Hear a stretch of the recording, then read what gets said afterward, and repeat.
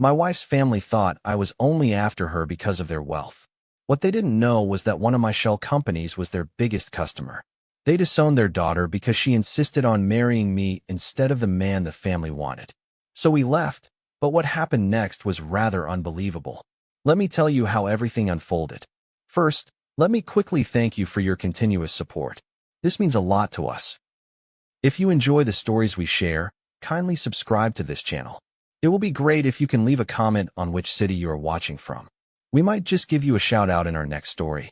Today's special shout out goes to James Kane from Ohio. We are glad you enjoy our stories. Now let's go deeper into the story. I never wanted to be known for my money. Maybe it was growing up on food stamps and boiled rice, watching my mom scrub motel toilets and my dad disappear for weeks driving rigs. Maybe it was the shame I carried for years. How poverty can make a man feel invisible. When I finally made my money, I did it quietly. No lavish cars, no magazine covers. Just layers of shell companies, LLCs with generic names, and trust in the anonymity I'd earned. I liked it that way. I liked being the guy no one saw coming. I met Elena in the most unassuming place, a university fundraiser for a literacy nonprofit. She was there because her family sat on the board, all pearls and posture. I was there because I'd quietly donated a new library wing through one of my fronts. She was sharp, funny, and surprisingly grounded for someone born into money.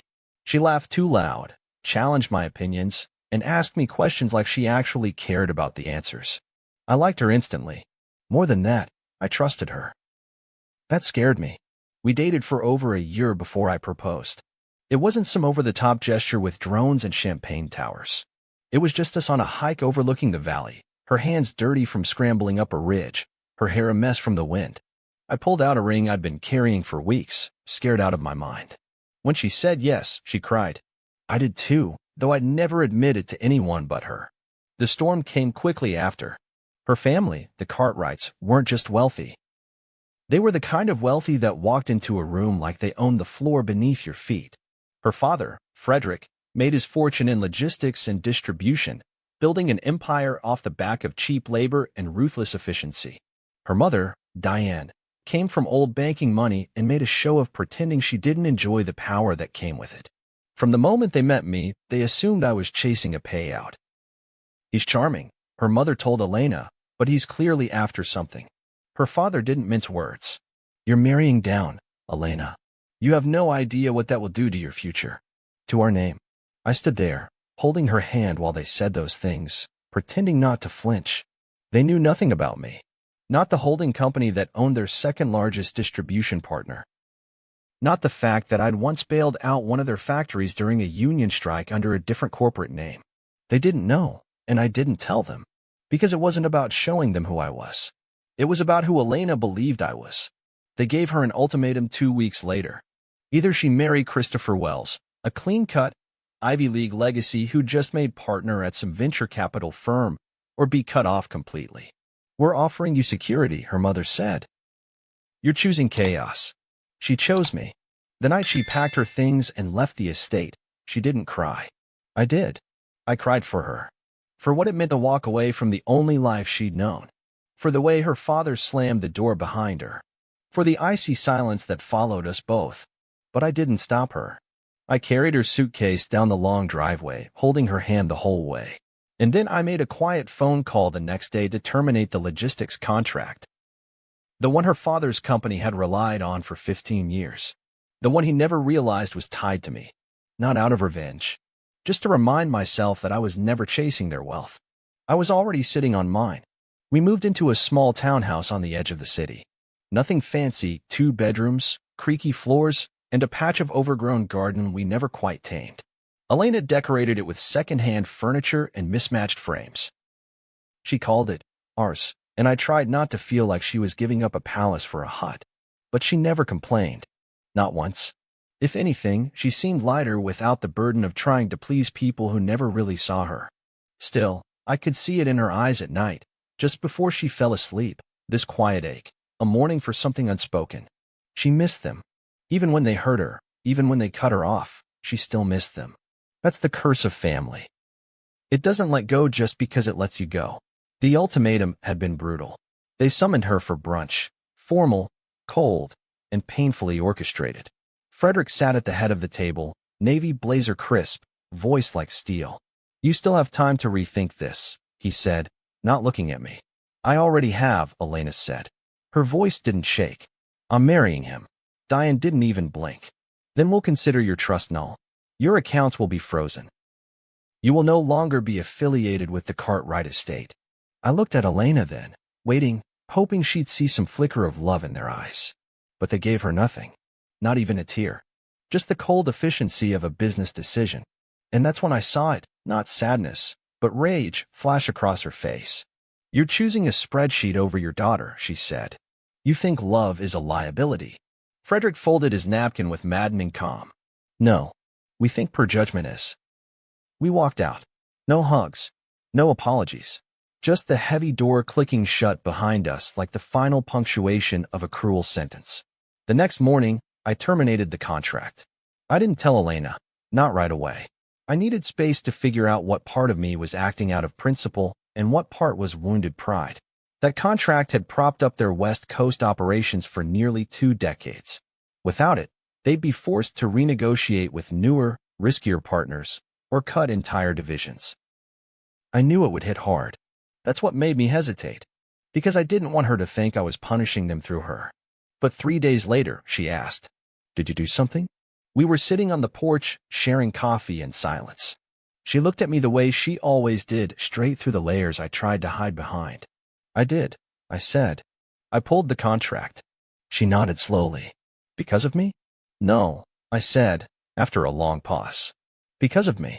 She didn't respond at first. Just stared at the chipped rim of her mug. Then she said, quietly, "Good. I didn't expect that. I know they're my parents," she continued, "but they've never been kind. Not really. Not when it counted. I'm tired of watching them pretend love is conditional, that I have to earn my place in their world." We sat in silence after that. Not out of discomfort, but understanding. Something had shifted in her, something she needed to lose to finally be free. The fallout came slowly. Rumors trickled in. Layoffs at their Santa Ana warehouse. Supply chain delays. Elena's cousin Madison mentioned at a family gathering, one we weren't invited to, that their father had been in meetings for 12 hours straight. She said it with faux concern, the way Cartwrights did everything, polished on the outside, poisoned underneath. Elena never reached out. Not once. But I saw her watching, reading headlines, skimming trade bulletins, connecting dots. 3 months later, the cracks would split wide open. But for now, we waited. Together. It started with whispers. First, a minor article in a logistics trade journal. Something about Cartwright Consolidated losing a major fulfillment partner on the West Coast.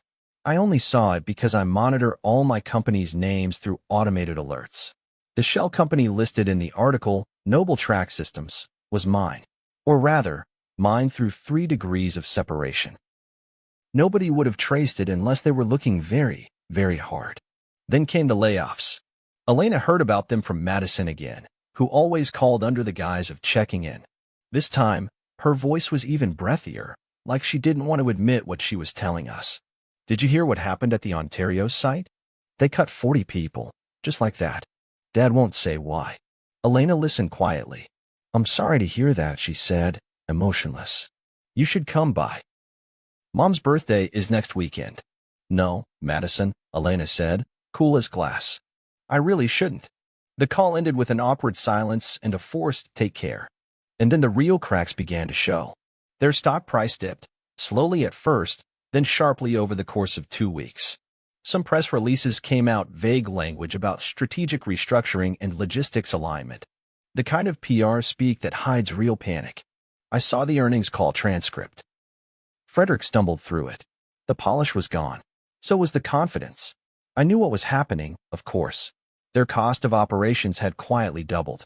They were scrambling to fill the contract they lost with last-minute carriers who charged premium fees and delivered late. Their smaller clients were pulling out. That one contract? It had accounted for 28% of their freight volume. Losing it didn't just hurt them, it made them look unreliable. But I said nothing. Elena did too. Still, I saw the tension creep into her face like slow-growing cracks. She didn't cry or pace the floor or spiral into guilt. But at night, she'd lie awake, eyes open to the ceiling, like she was listening for the sound of something collapsing far away. I held her, sometimes. Other nights, I let her drift alone in that silence. One day, she asked, "Do you think I overreacted?" "To what?" "My father." "The ultimatum." Walking away. I sat down beside her, took her hand. "You didn't overreact. You stood up for yourself." She nodded. "I know. I wonder if he regrets it. I wonder if they sit there thinking they did the right thing. Does it matter if they do?" "No," she said. "But sometimes, I wish it did." I knew what she meant. Wanting the apology you know you'll never get. Wishing they'd say we were wrong, not because you need validation, but because it would mean they were capable of change. The final sign came in a leaked memo someone posted anonymously online. Emergency financial review. Internal cuts. Liquidity risk. The press jumped on it. Suddenly, everyone was writing about the fall of the Cartwright empire. Some called it a misstep. Others were less kind, highlighting their nepotism, old-school methods, the way they refused to adapt. One article even called Frederick a dinosaur trying to swim.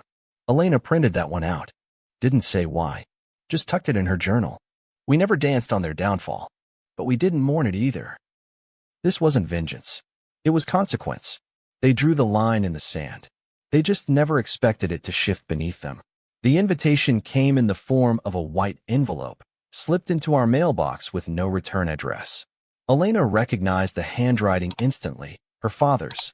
Sharp, precise strokes, like every letter had been drawn with a ruler. It wasn't a note. It was a summons. Dinner. Friday, 7 p.m. At the house. She read it twice before setting it down like it might burn through the table. "He wants to talk," she said. "He never says that unless he wants something." I watched her carefully. "You don't have to go." "I know," she said. "But I want to." She wore a navy dress that night. Nothing too formal, nothing too apologetic. I dressed simply, but sharp. I wanted them to remember every second of this. That we had come not crawling, but composed. The Cartwright estate was quieter than I remembered. The hedges hadn't been trimmed. One of the decorative lanterns by the front gate was dark. The little things no one notices until they stop getting done. We walked up the familiar marble steps, Elena's hand tightening around mine as the door opened. Her mother greeted us like nothing had ever happened. "Come in," Diane said, her voice sugar-dipped and brittle. "You both look well." Frederick was waiting in the dining room. No butler, no servants. Just him, sitting at the end of the long table with a glass of bourbon and none of the arrogance he used to wear like armor. He stood when we entered, but not with warmth. Just obligation. "Thank you for coming," he said. "We didn't come for pleasantries," Elena said. "You asked?" We answered. He nodded once and gestured to the seats. We sat. For a long minute, no one spoke. Then, slowly, he reached into a folder and pulled out a single sheet of paper. A quarterly loss statement. Elena didn't even look at it. "I know," he said finally, "that I made a mistake. I shouldn't have forced your hand." She said nothing. He turned to me. "And I know now that you weren't who I thought you were." I did some digging. I raised an eyebrow. "That right?" He hesitated. "You own Fairbridge Holdings." There it was. The curtain lifted. I smiled, just barely. "I do. That means Noble Track." "The contract was mine," I finished. "For 15 years. You shook my hand at 3 different fundraisers and never once realized it." His mouth tightened. "Why didn't you say anything?" "Because I didn't need your approval." "And I still don't?" He looked genuinely shaken, like someone who'd finally realized the house he thought he built with stone had been made of sand all along. "I need your help," he said, voice low. "The business, it's failing. I'm asking you to come in. Help restructure. Reinvest." I let the silence stretch. Then I said, "No." His head snapped up. "What?" "You heard me. I'm offering a clean slate. We'll give you board seats. Equity. We can make this work." I leaned in, calm and cold. "You disowned your daughter because she chose love over pedigree. You insulted me without knowing a thing about me. And now you want me to bail you out because you've run out of options. I'm not interested." Diane's mask cracked. "You can't be serious." "I've never been more serious." Elena stood up then, slow and steady. "You had a chance to know the man I love," she said. "You chose control. You threw me away like I was some line item you could cross off your balance sheet." Frederick's voice rose, the edge of panic showing. We were protecting you. No, Elena said, tears in her eyes but her voice unwavering. You were protecting your pride. We left. No hugs. No goodbyes. Just the soft echo of our footsteps across that hollow marble floor, and her father's voice calling our names as the door shut behind us. This time, we didn't look back. The silence after that dinner wasn't peaceful. It was heavy, like the air just before a storm breaks, charged with things unsaid, with guilt clawing at the edges, but too late to undo anything. Elena didn't talk much for the next few days. She went through motions, coffee in the morning, short walks in the evening, but I could see the war waging inside her. She hadn't wanted a scene. She hadn't even wanted revenge. What she'd really wanted, though she'd never admit it, was for her father to say he was wrong and mean it. But he hadn't. Not really. He'd come to us out of desperation, not remorse. And that made all the difference. 3 days after the dinner, we saw the headline. Cartwright consolidated edges toward bankruptcy amid investor exodus. Elena read it at the kitchen table, then set her phone face down like it disgusted her. I waited, unsure of whether to speak. Then she said, "He's going to lose everything." I nodded. "Looks that way." She stared out the window, voice flat. "I never thought I'd say this, but I don't feel sorry." "That's not cruelty," I said. "That's clarity." She looked at me, really looked. "You sure we did the right thing?" I didn't answer right away. I stood behind her, rested my hands on her shoulders. "We gave them the chance. You gave them more chances than they deserved. And they didn't just reject us. They threw you away. This isn't about business anymore. It never was." She leaned into me. "They chose their empire over me. And now they're losing both." There were more articles in the days that followed. Layoffs ballooned to the hundreds. Their East Coast offices closed. Suppliers were suing. Someone leaked internal emails, Frederick blaming irrational market behavior and unexpected contract volatility. Not a word about how his own ego had cornered him. I received a call from one of his former VPs, someone who'd jumped ship when the writing was on the wall. He wanted to know if my company might be interested in acquiring some of Cartwright's assets post-liquidation. I thanked him and said we'd pass. I didn't need their pieces. I didn't want to inherit the rot they refused to cut out. One afternoon, Elena got a text. From her mother. 3 words. "He's not well." That was it. No punctuation. No apology. Just a vague call for sympathy. Elena stared at the screen like it was a joke. "Do you think that's real?" she asked me. I shrugged. "Does it change anything?" "No," she whispered. "Not anymore." That night, she deleted her mother's number. I watched her do it, and neither of us said a word. It was a small gesture, but it felt like the final one. We weren't angry anymore. Just done. There's a difference between burning a bridge and realizing the bridge was never built right to begin with. They had expected her to crawl back. They had expected me to break. They had built their world on the assumption that no one would ever dare walk away from it. But we had, and we didn't regret it. Not for a second. We didn't celebrate when the company filed for bankruptcy, though the news came with a strange finality. I read the article in silence, sitting beside Elena on the porch while the late afternoon sun stretched shadows across the floorboards.